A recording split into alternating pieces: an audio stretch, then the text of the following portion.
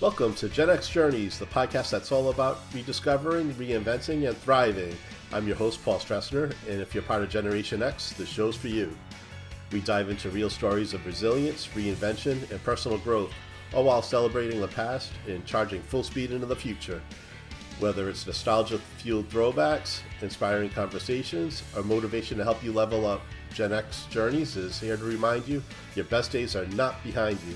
They're happening right now, and you're just getting started. So let's get into it. Hey everybody, welcome back. And today is a very special episode because this is actually my very first crossover episode. Instead of just having a guest on my show or me appearing on someone else's podcast, today's episode is being released both here on GenX Journeys and on The Long Rewind. I'm joined by Dustin. He's an Emmy-winning filmmaker, a best-selling author, and a university film professor, and one of the brilliant hosts behind the Long Rewind podcast. If you haven't checked out the Long Rewind yet, definitely do. It's a awesome show that dives deep into the movies of the 1980s, exploring trends, genres, and the stories behind the films we all grew up with. It's different than a lot of other nostalgic podcasts, so I highly recommend it. I'm a huge fan myself, and I never miss an episode. And Justin and his co-host Lisa Millennially are incredibly knowledgeable and really bring back so many memories. And you can listen to The Long Rewind on any podcast app. And before we jump in, just a quick heads up, there are a few spots in this episode where my audio isn't quite up to my usual standard. And it turns out my trusty old Blue Snowball microphone finally decided to retire after 9 years of loyal service. So RIP Blue Snowball. I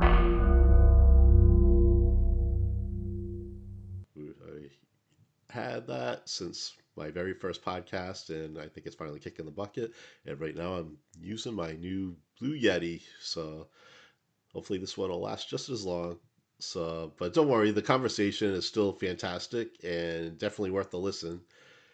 And in today's crossover, Dustin and I talk about movie soundtracks, and we share our earliest memories of discovering soundtracks and why they became such a huge phenomenon in the 80s.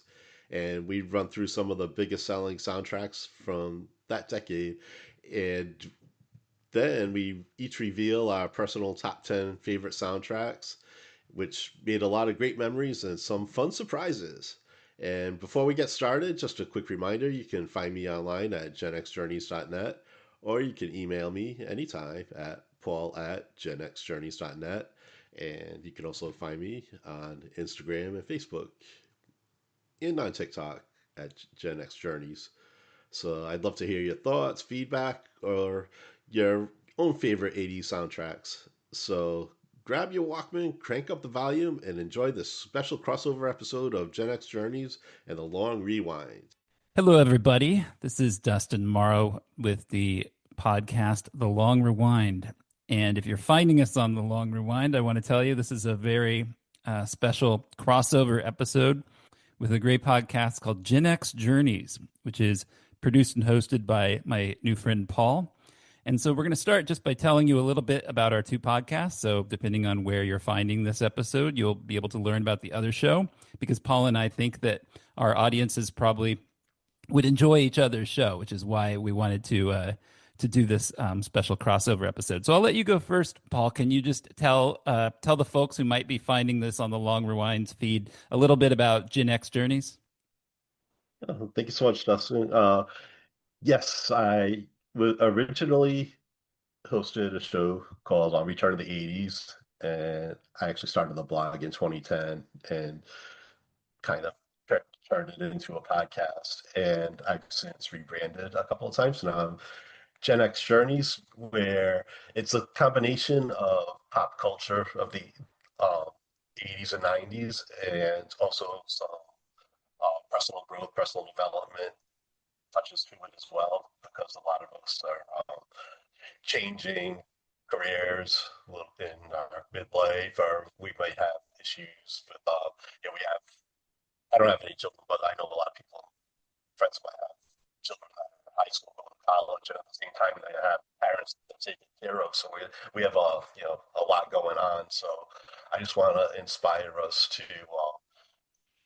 embrace our past, respect our present where we are now, and just build an epic future where it's never too late to go after your dreams. So that's so, Cool. Yeah, and you got to share or you've got to continue to tell the story of Generation X, the forgotten generation, because if we Gen Xers don't do it, nobody's going to do it for us.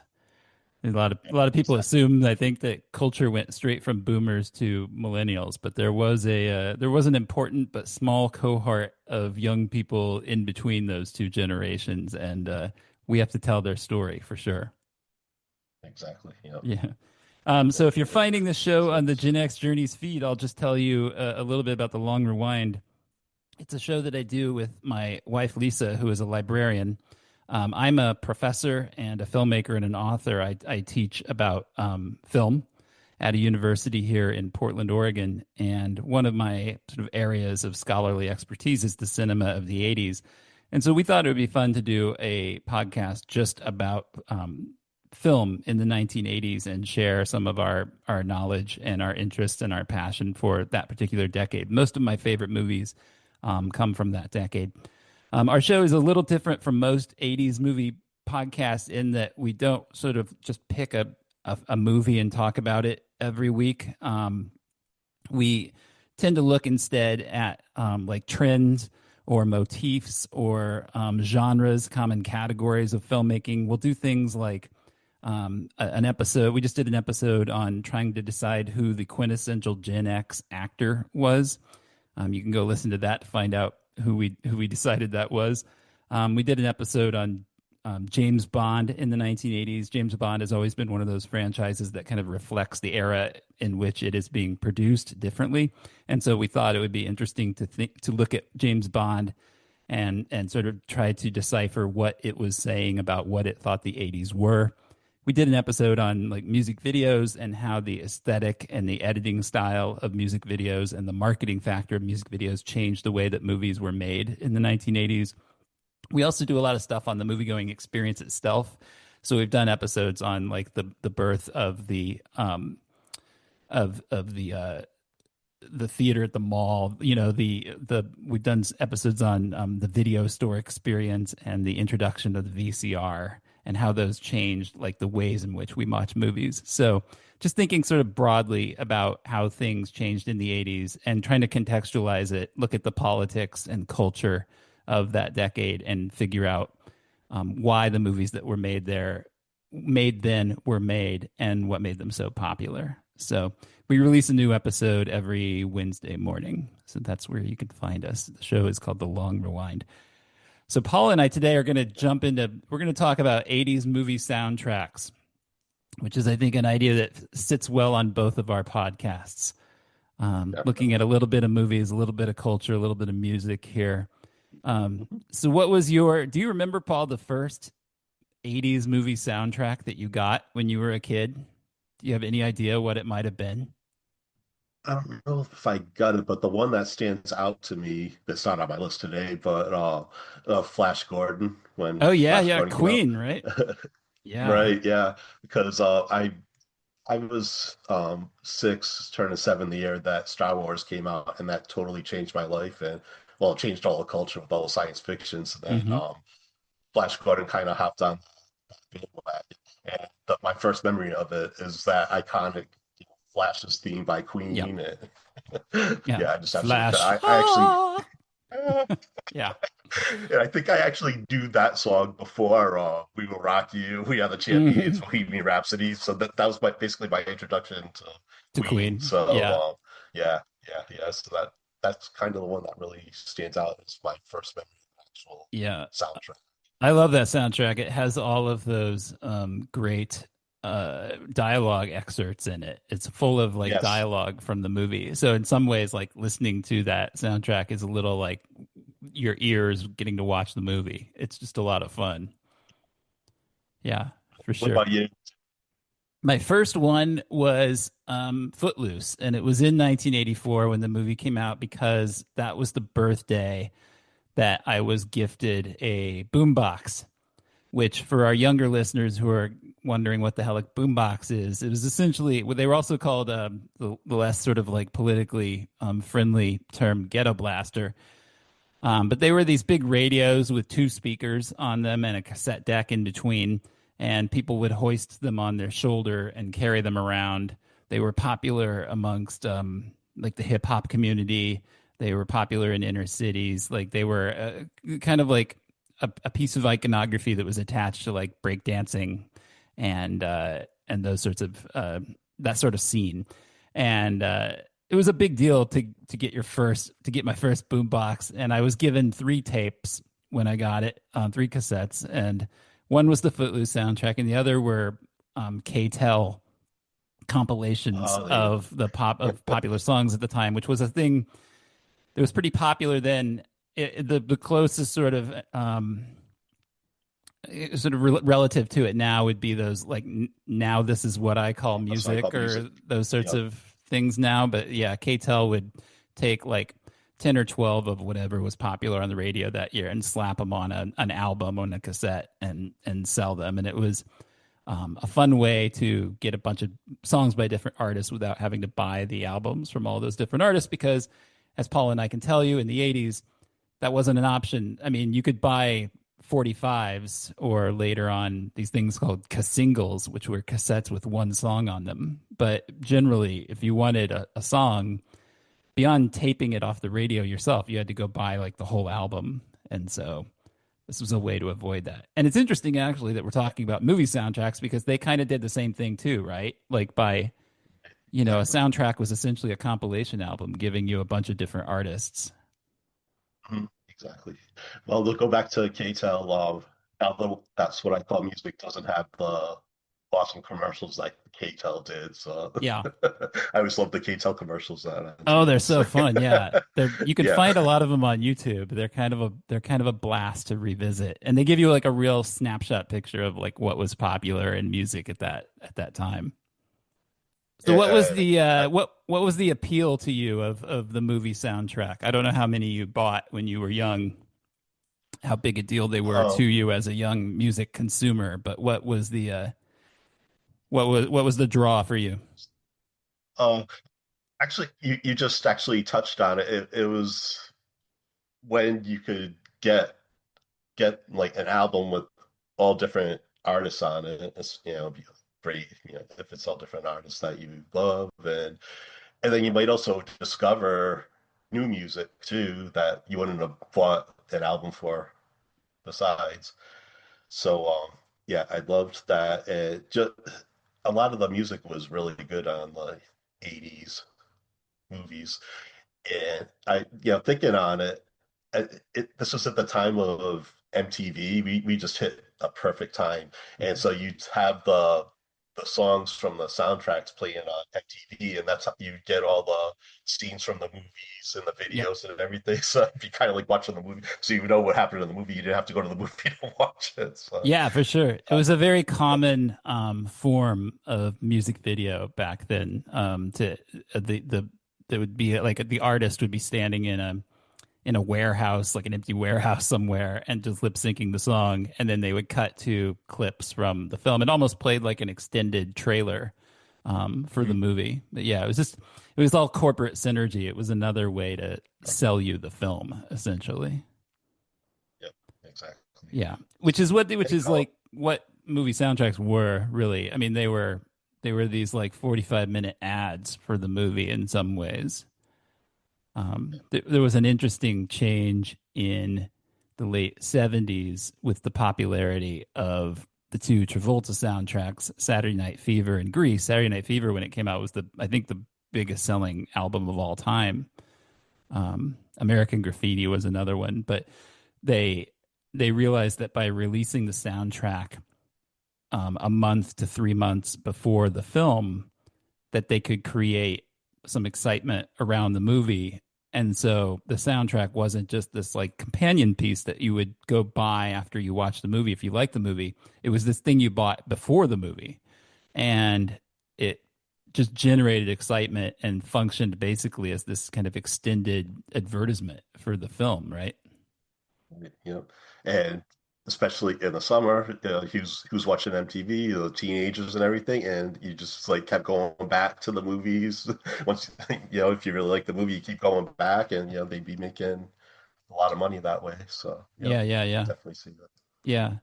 And for me too, another way they kind of functioned was, this is hard, I think, maybe for people who've grown up in the digital age with YouTube and everything and streaming to imagine this world where you didn't have easy access to every movie you wanted to see.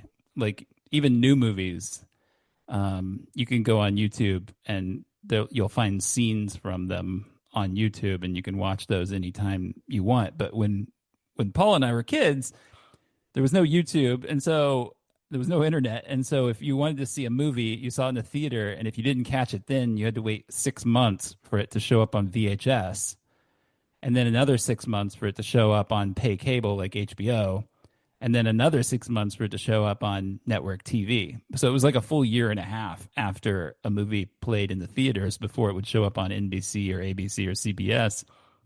And so it was just hard if you were like a big movie fan like I was to find like a connection to the movie and a way to revisit the movie. And movie soundtracks were a way to do that, right? Like I'm only thinking of it because I'm looking at Paul and he's wearing a Purple Rain shirt. But that was a great example, right? Like if you love Purple Yep, Rain but the movie left the theater and you didn't have access to cable and you didn't have a VCR, you were going to be waiting a year and a half. Like how do you get to relive the experience of that movie? The only way for you to do it is to engage with the soundtrack album, right?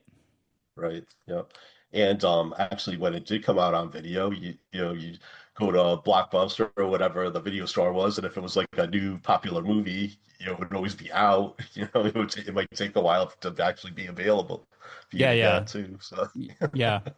Yeah, I was joking. I can't remember who I was talking to, but I was talking to somebody about that. I was just thinking, can you imagine a world where if you logged on to Netflix to watch a movie and you were told you couldn't because too many people were already watching the movie, which would be basically what the experience of going to Blockbuster and finding out that every copy of the movie you wanted was already rented and that you couldn't watch it. It would just be like it'd be mayhem. People would be canceling their subscriptions left and right. What do you mean I can't access the movie I want to access at any time that I want to access it?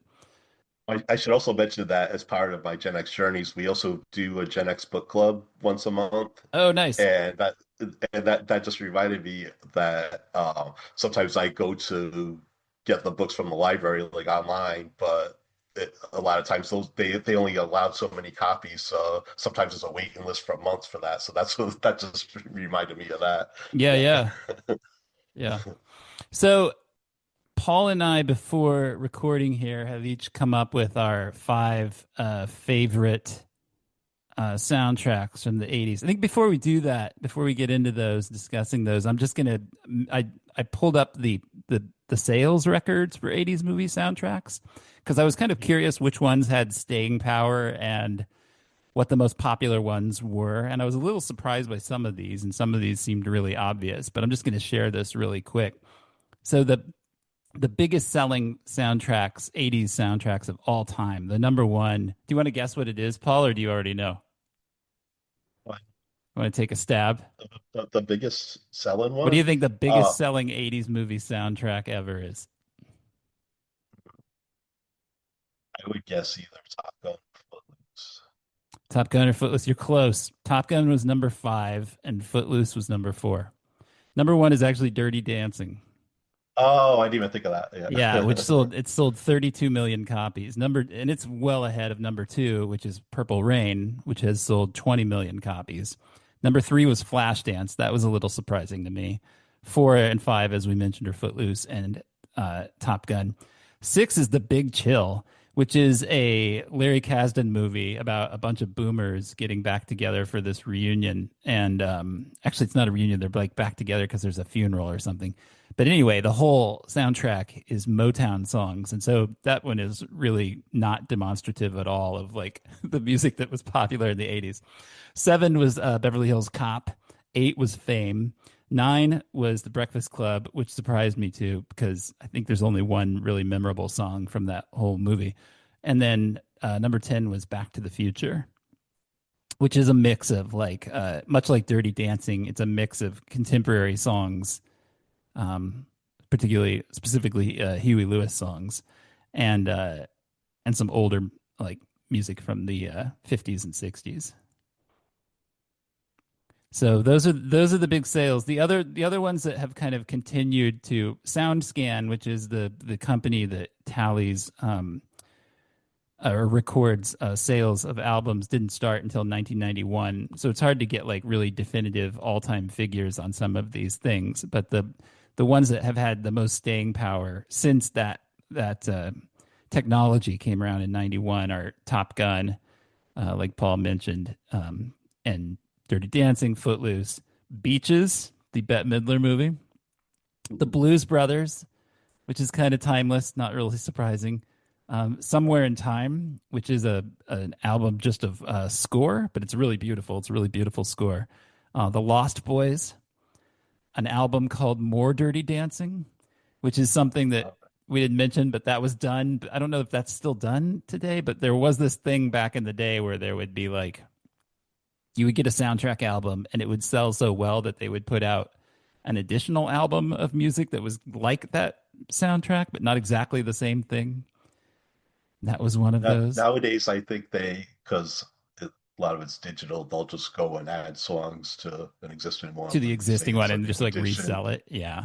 Yeah, resell a 15th year Yeah. edition or something like Yeah. that, right? They actually did that with Footloose. Yeah, Oh, did they? Bobby Yeah, Illinois, and, right? Yeah. that's cool. That's cool. So when do we dig into our I think we both did a top 10, and tell me if you had the experience I did, which is that you sat down to make this list and found that you couldn't stop writing down titles because there were so many that you loved. Right. Like at first, my mind was drawing a blank. I had a few that immediately came, and then once I started thinking about it, then I just couldn't And stop. they just started Even just spilling now, out.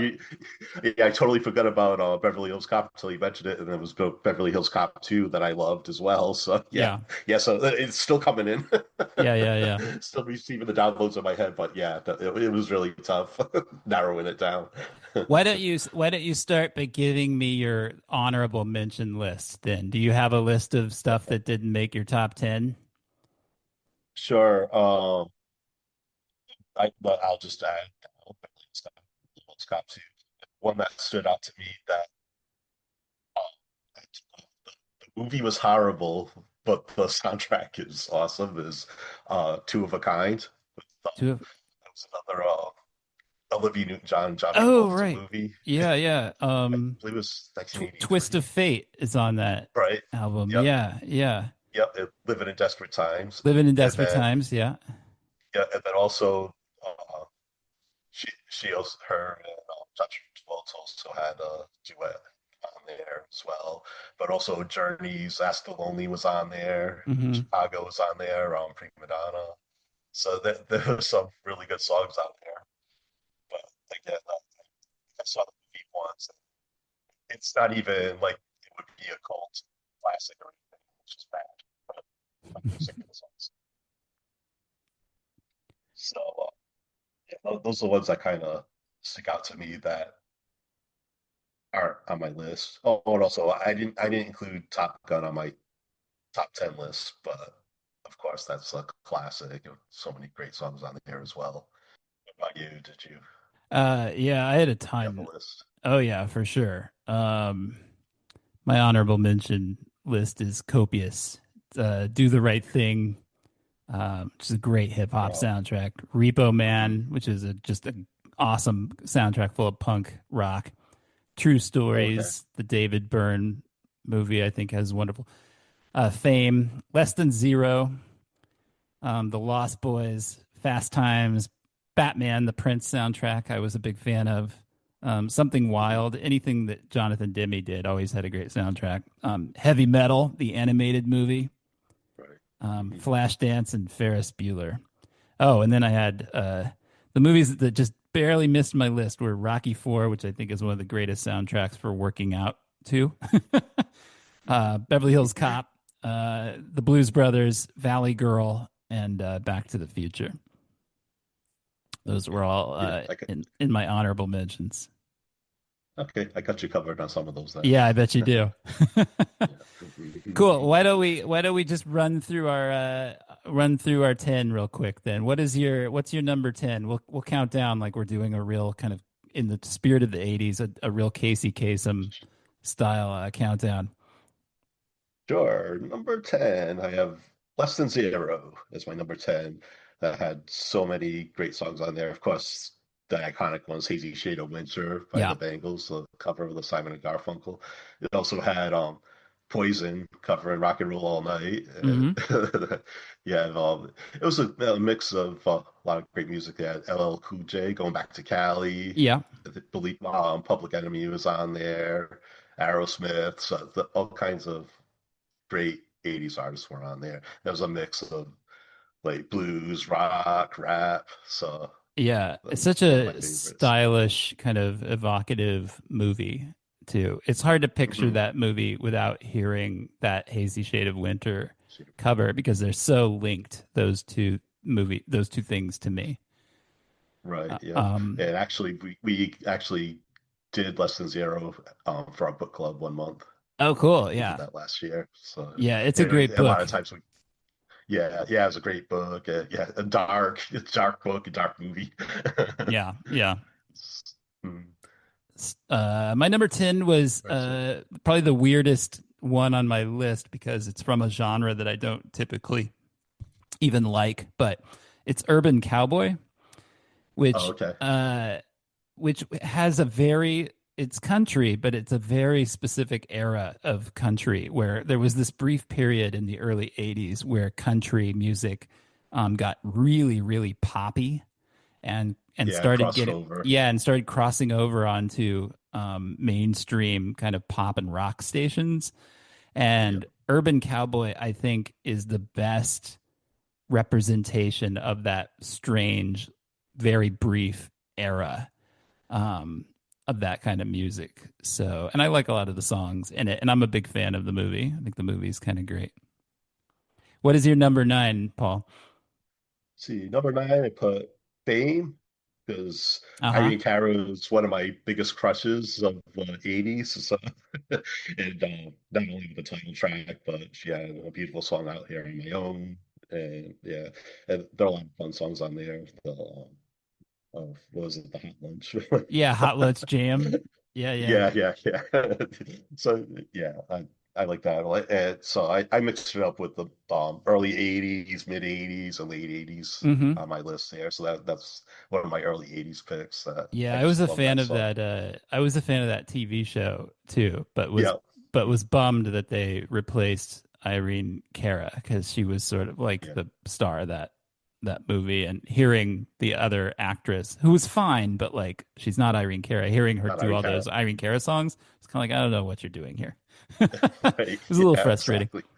exactly. My number nine was Dirty Dancing, which is my wife's favorite movie, and a movie that I didn't really love, but like she's sort of helped it to grow on me. I did like the soundtrack, although I do maintain that it's very strange sometimes in that movie to hear these extremely kind of new wavy 80s pop songs playing alongside in the context of like the world of the movie itself, um, Right. playing alongside these songs from the 60s, like the scene at the inn that everybody knows where Baby and Johnny are dancing and at the Catskills Club, and they play I've Had the Time of My Life, which is a very 80s song, and they play that, and I'm sort of like, why isn't everybody in that room going, what the hell is this? Is this music from the future?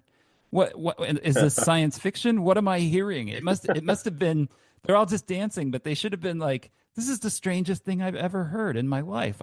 It should have been kind of like a Back to the Future scene where Marty Right. plays the where he busts out the Johnny Be Good guitar riff and all the kids are looking at him like he's from the moon. Like this would be even more jarring to hear I Had the Time of My Life if you were in the early 60s. It just would have been weird. But it's a great soundtrack. It's full of great songs. Of course, it is Bill Medley that's singing it from the Righteous Brothers, That's who true. was Yeah. I around mean, at that's that a good time too. point. That's a good point.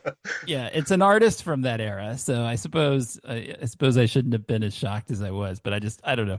It kind of takes me out of the movie a little bit because every time that scene comes up, I'm like, "What's going on?" What's your number eight, Paul?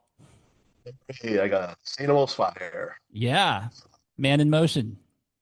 Oh, yeah. Uh, that it was a very underrated soundtrack. There's so many great songs on there. And also, I should also point out, there was the love theme from it is instrumental. I believe that was a hit. And there was also a version of that love theme with lyrics called "For Just a Moment," and that was our theme song for our junior prom. Oh, nice, So nice. that there was some great artists on there. Yeah. That was a strange thing that happened back then. Occasionally, that you would get these instrumental track Mm, like Axel F from was a hit, and I think the Top Gun anthem, like the Eddie Van Halen guitar riff, I think that was a hit. I think that played on radio too. It was just a occasional strange kind of phenomenon of the 80s that yeah, you not would. just movies, but Miami Vice as well. Oh, And yeah. right. Yeah, Miami Vice. That was a huge hit. That was like a number one hit. Yeah. Yeah, for sure. Cool. My number eight was Pretty in Pink. It's just a great new wave album. It's full of like the psychedelic furs and orchestral maneuvers in the dark and Susan Vega. There's a lot of good stuff on it, and it's indicative of how great John Hughes was at putting together a soundtrack because all of his soundtracks were good, and he famously would write his scripts while listening to specific songs and then would go and try to get those songs for the film. So they're cool artifacts of filmmaking history in the sense that if you listen to them, you can imagine John Hughes writing the stories themselves while listening to those songs, and it just connects the music to the movie in a way that most films don't have that connection, which I think is cool.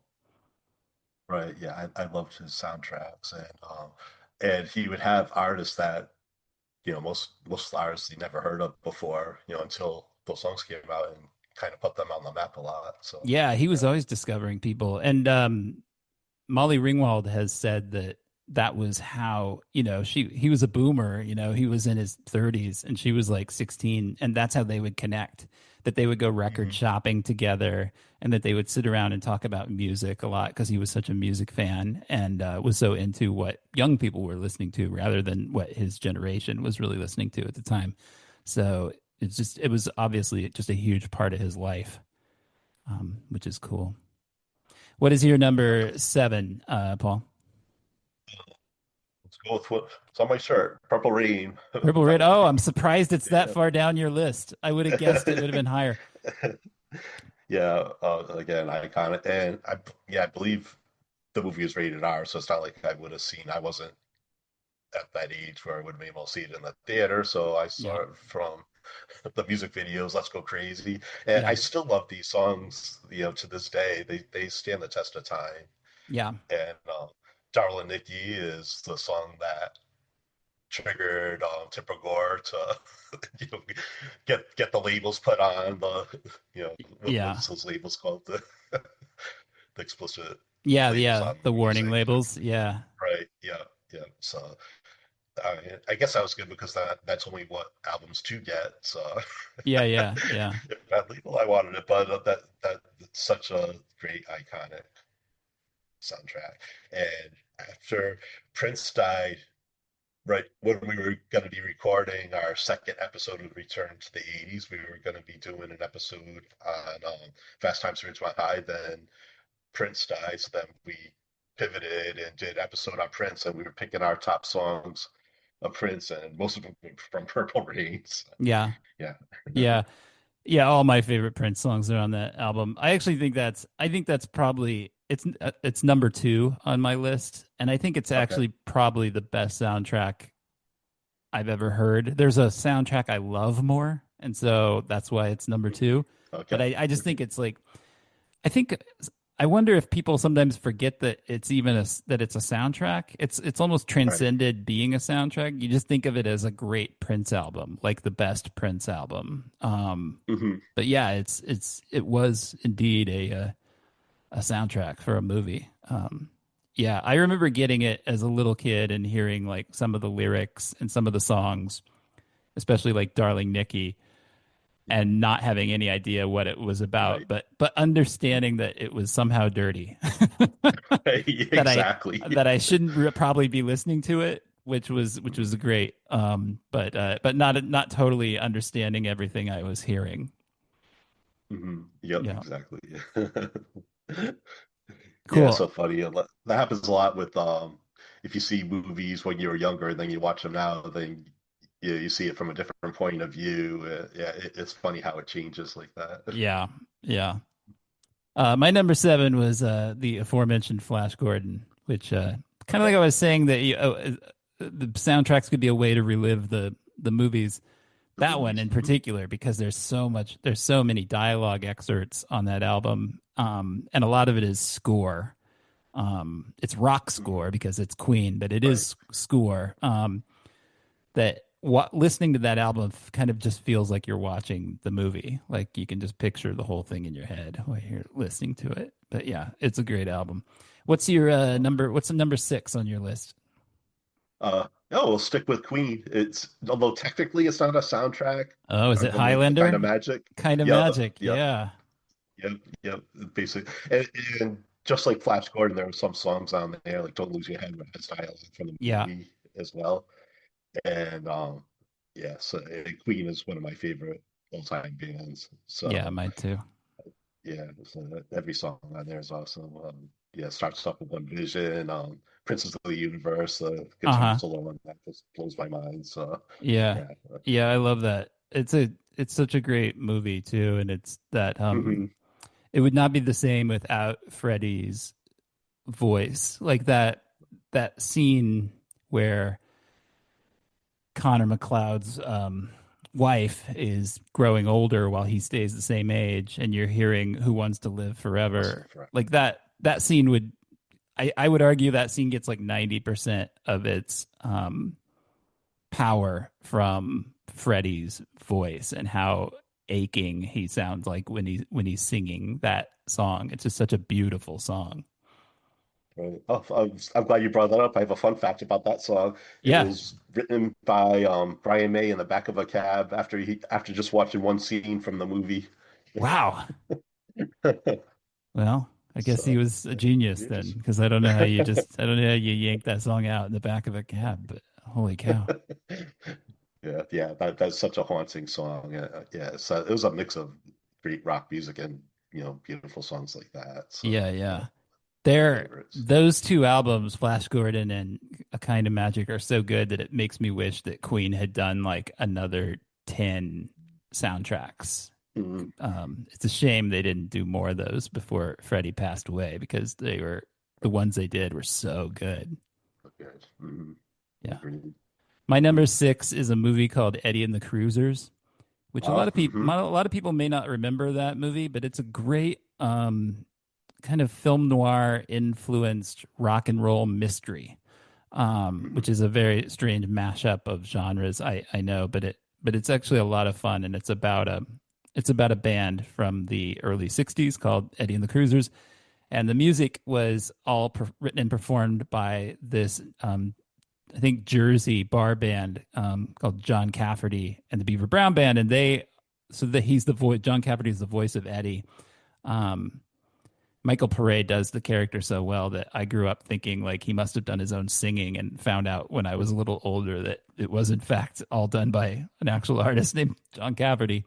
Um, it's so that voice is so tied to Michael Pare in that movie to me that the first time I watched John Cafferty in a YouTube clip singing one of those songs, I was like, this is the weirdest thing I've ever seen. I can't wrap my head around that voice coming out of somebody else's mouth because it just was so connected to me. But yeah, if you've never heard of it, I highly recommend it. It's an unsung gem, Eddie and the Cruisers. Great movie and a Right. great soundtrack. Yeah. John Cafferty actually is from. my hometown. He's from Warwick, Rhode Island, Oh, originally. So, I always but assumed yeah, I always assumed he was a Jersey guy because he sounds so much like Springsteen and the just that like he has that like working class Jersey bar right. band feeling to him. Yeah. Yeah. Well, the band, maybe the band formed in New Jersey, but I know he was from Warwick, Rhode Island, where I grew up. But yeah, I jokingly call him working man's Bruce Springsteen. Yeah, yeah. Yeah. But He right, he yeah, they have that sound. yeah, yeah. Mhm, They should have been more popular than they were because they're really mhm. talented. On the Dark Side is one of the greatest songs of the 80s, I think. It's just like 2.5 minutes of just absolute rock perfection. I would argue. I love it. What is your Yep. we're in our into our top five now. What's your number five? Oh, I'm loving how we're segueing into these because John Cafferty has a song on this soundtrack, the Okay. Rocky Four. Oh yeah, Rocky Four. Yeah, that's He does Hearts on Fire on there, yeah, but yeah. yeah, That's the ultimate workout soundtrack, I would argue. Put that on and you're gonna want to go exactly. for a jog. Yep, I did cross country in high school, and in the summer, getting ready for the season, I would listen to that on my Walkman. Yeah. And I don't think I mentioned it on this podcast right now, but I'm on a journey to run a race in all 50 states. So Yeah. I'm a runner, and I'm actually training for Marine Corps Marathon for this October. So I still have songs from Rocky Four playing while I'm running. So Nice. Yeah, how can you not? yeah. That was an interesting movie too because Stallone Rocky 3 he started doing these kind of like almost like little music videos in the form of scenes in Hmm. the movie and that Yeah, was long something he really montages.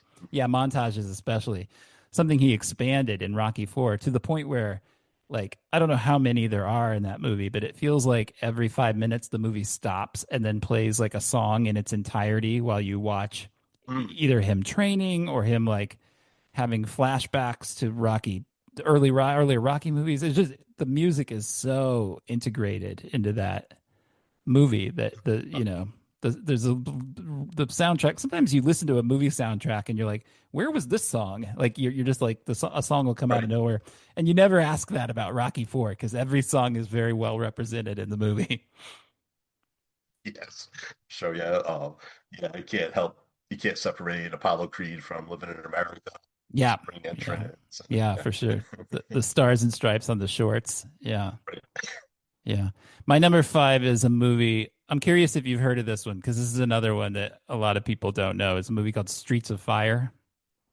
Do you know Okay. Streets of Fire?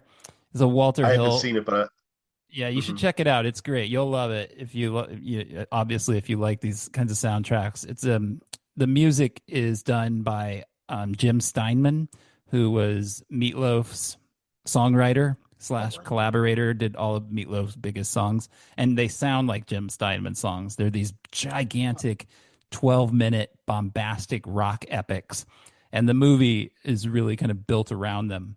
And it's just a great meshing of kind of action and cinematography and these sort of archetypal characters. It's kind of a fantasy, almost science fiction adventure set in this kind of otherworldly 1950s esque version of Chicago, where this guy has to go rescue his girlfriend, who is this pop rock singer, played by Diane Lane from this biker gang led by Willem Dafoe, and it's just full of awesome like Stevie Nicks music and Jim Steinman music, and it's a lot of fun. It's a great soundtrack. Was there a single release from that? I feel like I know a song that's Yeah, called it Streets of was. It's not the most representative song from that movie, but it was from that movie. It's a song called "I Can Dream About You" by Dan Hartman. Fire. Oh, right. Yeah, That's the one I'm thinking of. Hmm. yeah, that was a big hit. Came out of that movie. What is your number four? For Footloose. Yeah, So that iconic. Again, that's one of those where they play songs in their entirety. It was basically the movie was basically a long music video, string of music videos, yeah, and yeah, really love it. And, yeah, every single song on there. There were actually two. Oscar nominations for Best Original Song just from that soundtrack. Yeah. The title track and Let's Hear It for the Boy, Tennessee Hmm. Williams. Yeah, so that was my number one. And part of that is because I have so much affection for it. As I said, it was the first cassette I was ever gifted, and so I played it so often. But I just love every song in it, and I love the film so much. It's my favorite '80s musical. It's an interesting movie, and for the reason that Paul just mentioned, that's why I teach a course at my university on music videos, and we look at the kind of cultural history of music videos and why they came about, why they became so popular, and how they influenced other media. And Footloose is the perfect example of music videos' influence on cinema because you're right. It's kind of like the story is almost told through a string of music videos. Like the movie kind of pauses it doesn't pause because it continues to move forward, but every few minutes there's like a music video essentially in the movie. And it's not an accident. The guy that wrote that movie is a guy named Dean Pitchford, who was a Broadway actor and musician, turned songwriter, composer. Um, and he wrote those songs as he was writing the screenplay so that there's more integration of the songs into the story and the script than you might get in your average kind of movie that's full of pop music where they make all those decisions on what music to put in the film after the film has already been shot and cut. And it just didn't work that way with Footloose. They knew the songs before they made a frame of the movie. So it's just a really cool kind of approach to that production, I thought. And it shows. Like it's just a better musical than a lot of 80s musicals, I think. Mm-hmm. Cool. My number Have you four, sorry, go ahead. have you seen the musical? That there was a Broadway musical they did in the Yeah, I early have. 2000s, I think. I think I'm too much a purist. I didn't love it. I was okay with the remake though. I thought the remake was actually pretty good. Maybe because it I was haven't seen almost shot for shot. Like they didn't change anything. It's like they that. changed the location. They moved it from like Utah to Kentucky or someplace. They moved it to the South, which makes sense because the South is very conservative. Hmm. But it was pretty good. I mean, that they instead of hiring real actors and teaching them to dance like they did in the original, they hired dancers and tried to teach them to act. And I don't know that that was quite as successful, but that it does, it does show itself in the sense that the dancing is really really good. The dancing in the remake is much better than the dancing in the original. But the film overall is not as good. Um, my number four is much like your Rocky Four. I think it's a great workout soundtrack. It's the soundtrack to Vision Quest, Okay. which was a That's my number sports three. movie centered around wrestling. Yeah. So, why don't you? What did you love about the Vision Quest soundtrack? Oh, so many things. Of course, Journey is another one of my favorite bands. So, of course, you have Only the Young on Only the there. Young. Yeah. And yeah, it's just incredible, incredible. I was a rock music fan, so I mean, you had between Journey and Dio on there, Sammy Hagar, Yeah. um, But and then also not only the that, hits, right? Madonna. Yeah, Yeah, Madonna, right? yeah. Like that was her first film appearance, I think, was Hmm. she plays the bar singer in the Singer, yeah. bar in that scene. Hmm. Yeah. Yeah, she has a couple songs on that soundtrack. Yeah. The song I love off that sound, it's one of my favorite 80s songs period is Change by John Waite. Yes. Oh my God, that Yep. song is great. Yep. The scene is Hmm. great where he's climbing the wall with those pegs. Right. Yeah. But That's yeah, how to it's such a do. such a good song. He was overlooked, I Yeah. thought. He should have been bigger than he was too. He had a couple hits, but he wasn't like he should have been like John Mellencamp big and he wasn't. Right. He was a I great agree. artist. Yeah. So Yeah. that was Yeah. your And I number actually 3. like. Yeah. Yeah, I actually like Change better than Missing You, actually.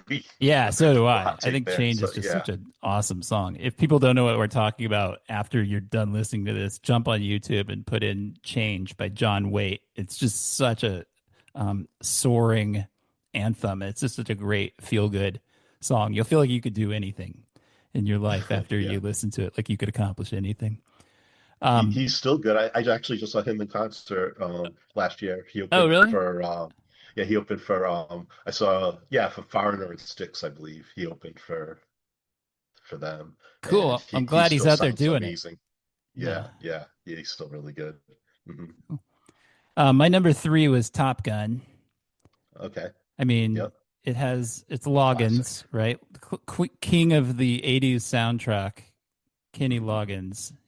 Um, Footloose, Top Gun, but also Caddyshack. I think sometimes people forget he had a ton of soundtrack hits in the Hmm. 80s. Yeah.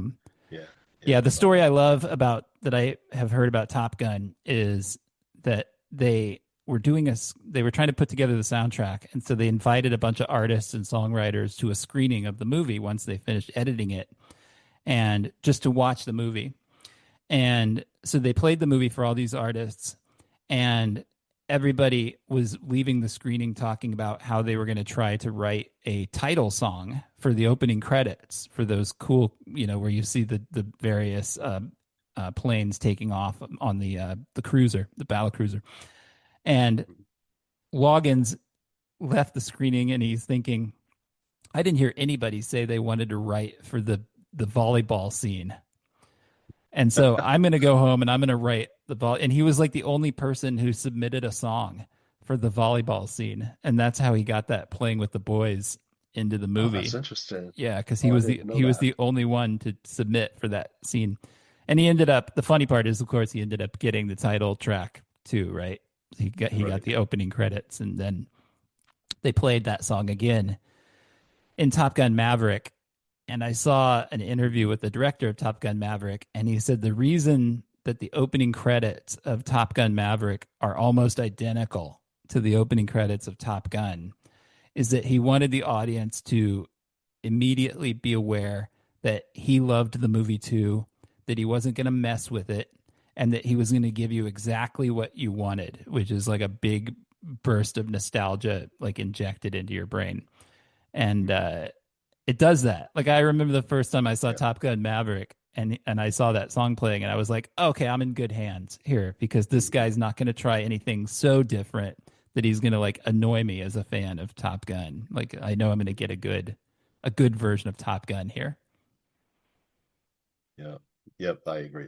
That movie was so good that sequel, right? It was a great combination of nostalgia and moving the story forward. Yeah, It was just so well done, and yeah, I agree that I'm so glad they stuck with the original opening and everything and stuff.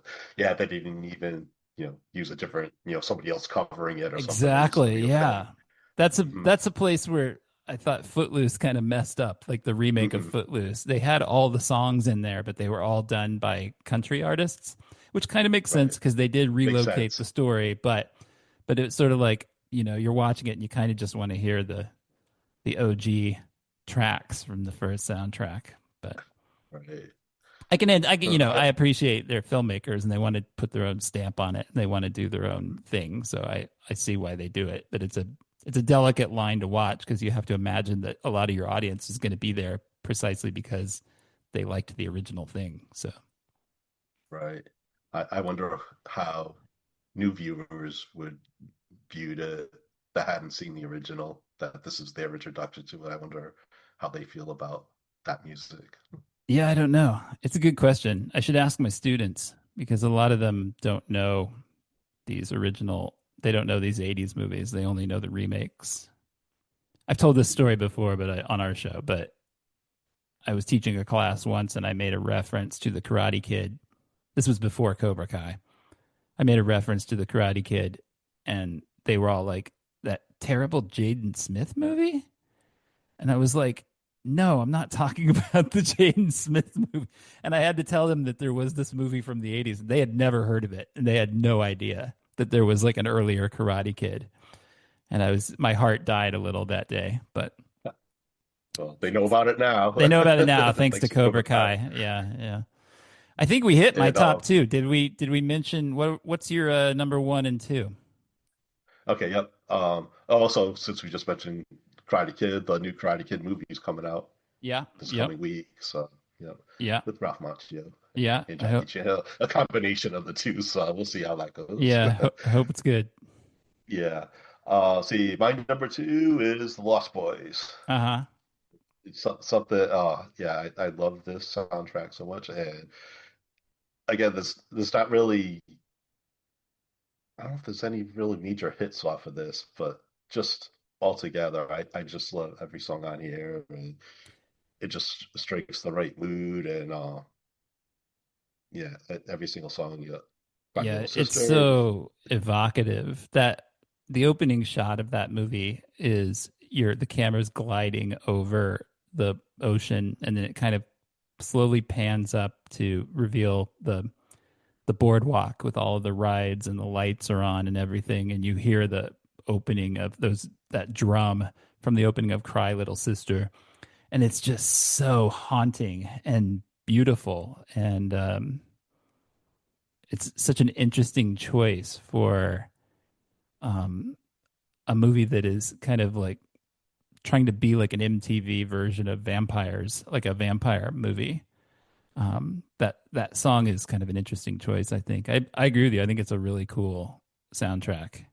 I like that Yeah, Lou Gramm song on there too. Yeah, yeah, cool. Well, my number two was yeah. Purple Rain, as we mentioned. What's your number one? What's the crown jewel in your '80s soundtrack collection? The- so Bill and Ted's Excellent Adventure. Oh my God. So, I didn't even have that on my list. I don't even remember what's in that. What's in Bill and Ted?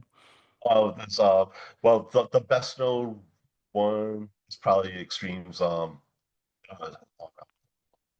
Want to Play? Ah, Um, there's a song on there, Breakaway by Big Pig. That's one of my favorites. I love running to that, and I still love it today. It's kind of an industrial rock song. It's what the movie opens with, and every single song on there is great. And there's a song on there, Two Heads Are Better Than One, and it's performed by this group called Power Tool, and which is really uh, Matthew and Gunnar Nelson from mm-hmm, the band Nelson, and they were in the middle of signing a contract, so they recorded under a different name, to save any official legal trouble or things mm-hmm. like that.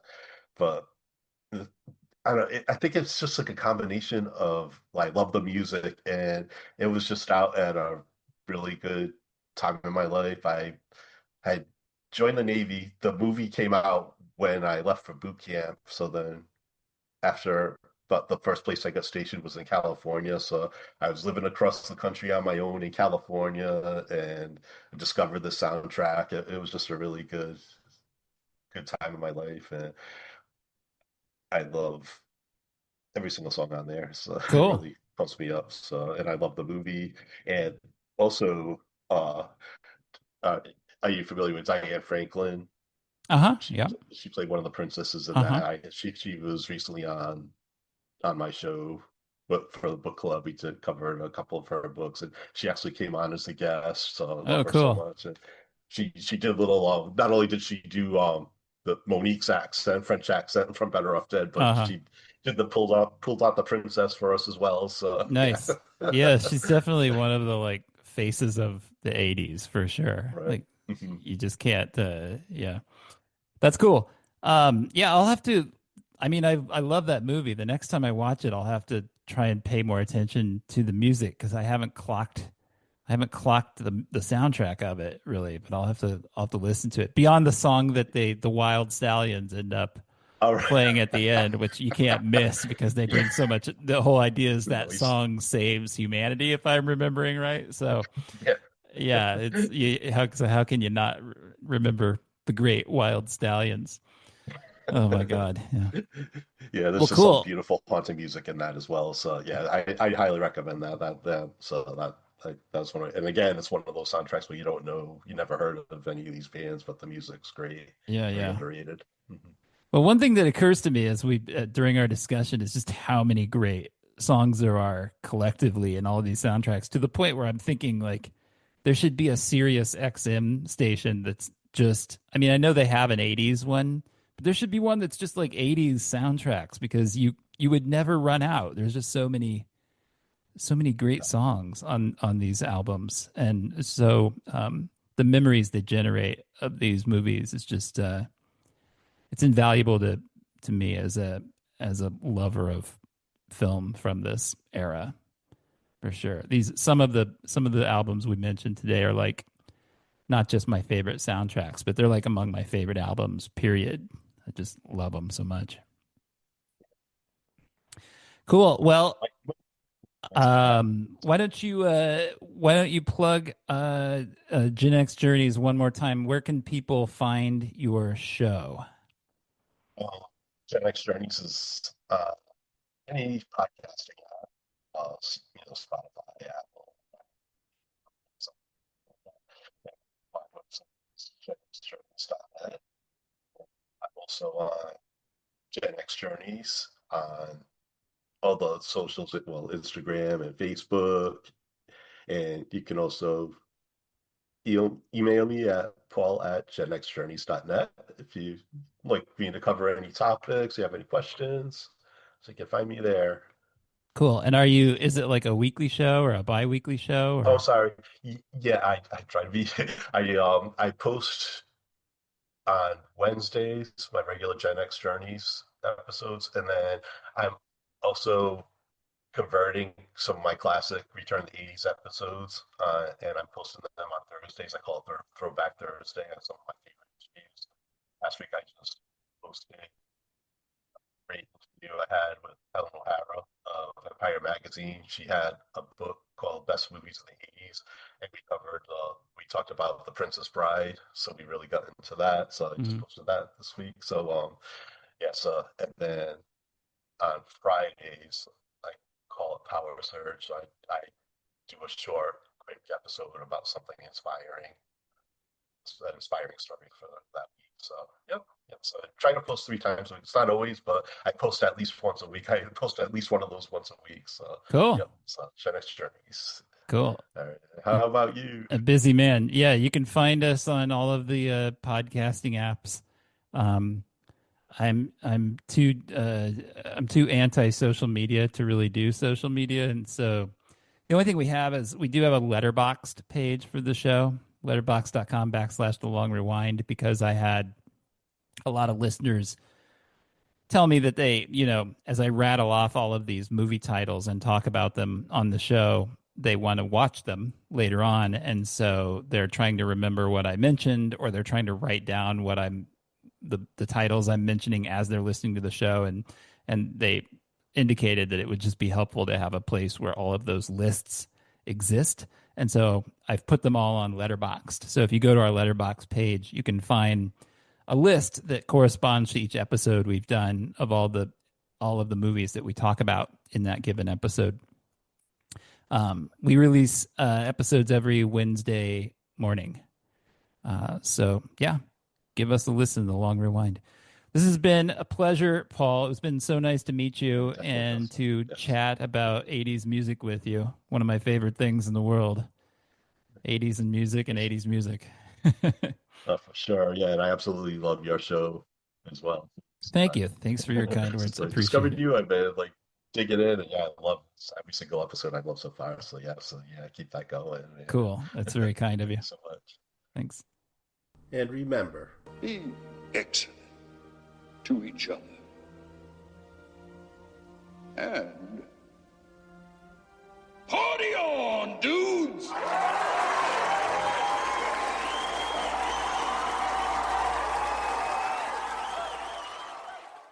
sit, Lizzie, sit. Good dog.